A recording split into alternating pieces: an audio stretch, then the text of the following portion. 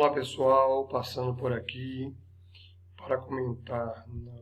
Olá pessoal, passando por aqui para comentar as duas questões de literatura. Olá pessoal, passando por aqui para comentar as duas questões de literatura do nosso primeiro Simula Baiana. Questão 7 e questão 8. Na questão 7, trouxemos dois textos para fazer uma relação intertextual e trazer um discurso, uma discussão sobre as questões de preconceito na sociedade, tanto no passado como na contemporaneidade. No texto 1, é um texto denotativo, que no popular chamamos de informativo, e traz a seguinte referência que deixei grifado para ficar mais fácil e mais rápido a nossa compreensão. Gordos. De um lado, o que há por trás é uma positiva discussão sobre saúde. Por outro, algo de podre, o nascimento de uma nova eugenia. O texto recupera uma teoria do século XIX de Francis Galton e amplifica a discussão para a contemporaneidade.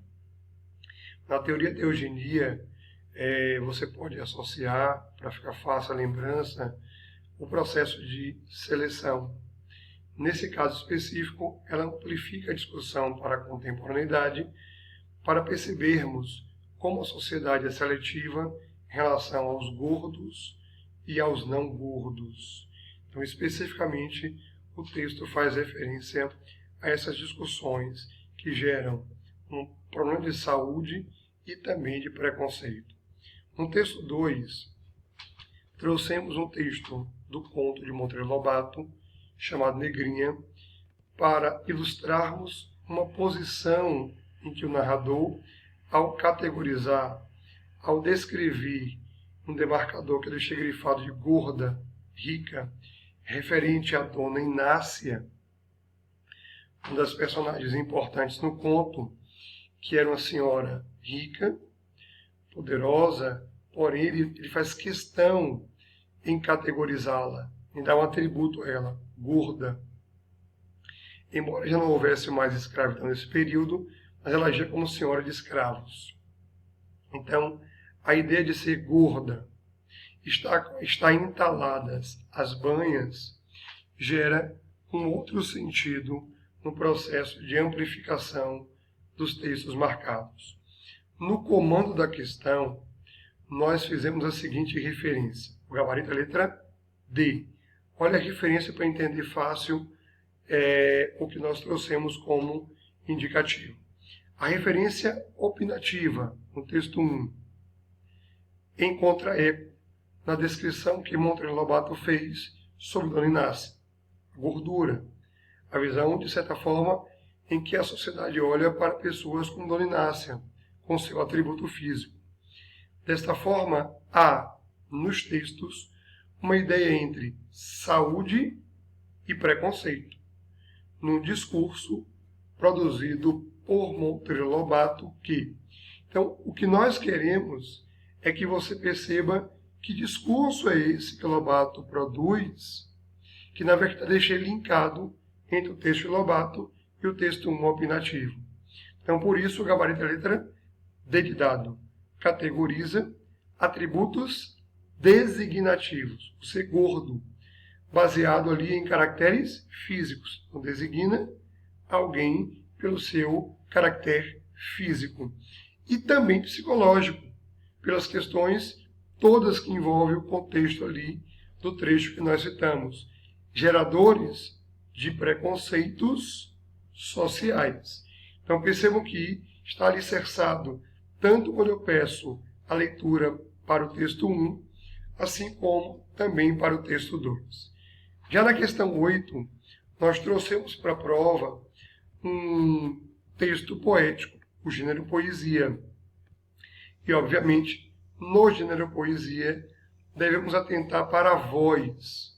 Algumas provas chamam de sujeito lírico, sujeito poético. Nós demos aqui a referência ao processo de enunciação sobre uma voz. Então percebam que, automaticamente, eu posso chamar de eu lírico, eu poético, sujeito poético ou voz poética. Todo texto tem efetivamente voz. Nesse caso específico, deixei grifado como ele começa o texto. O verbo pede um pronome, que é o eu. Eu deixei. Deixei de insônias cercado o meu leito solitário. Para vir fazer o quê? Contar-te, ó noite. Percebam que ele estabelece uma relação com algo imaterial, uma interlocução com a noite. Ele vai contar o que é a noite, dizer o que é a noite. As angústias do meu peito. Então percebam que o processo de interlocução com algo imaterial, com a natureza, com a noite, é para contar qual é a dor dessa voz poética. Mais abaixo deixei grifado um trecho para reforçar a nossa tese. Quem é como eu desgraçado? E na última estrofe arrematamos dizendo: se eu vivera num sepulcro, mais negro que o manto teu, tão desgraçado não fora com as dores do meu peito. Percebam que no comando ilustramos uma tese que requer de cada um e de cada uma um conhecimento textual e também literário. Há no texto a enunciação de um discurso que retrata a ideologia sombria do ultrarromantismo. O aluno, o estudante, deve ser aí capaz de recordar que no ultrarromantismo, na geração romântica, que isso faz parte do conteúdo do romantismo, havia um modo de sofrimento, a tentativa em que a morte auxiliaria numa forma de fugir da realidade que tanto aflige o poeta. Então, quando eu trago o ultrarromantismo, eu trago o demarcador da dor, da angústia e do sofrimento.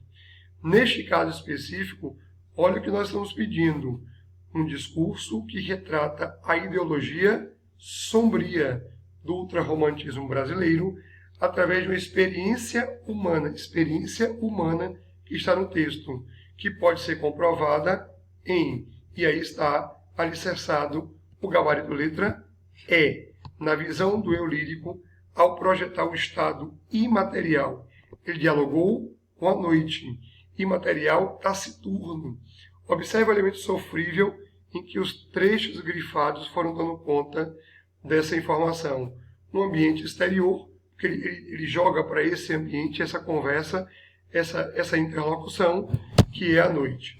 Então, torna-se mais do que nunca perceptível de que no texto, no poema em questão, há um pessimismo muito claro e muito óbvio diante da existência, relatado para a noite, que é a sua interlocução, sem indícios de um medo da morte. Então, embora ele traga o ultrarromantismo, ele não se prende só à ideia de morte dos poetas românticos da segunda geração, mas à ideia de sofrimento, de melancolia, a ideia em que a existência do poeta está marcada pelo sofrimento.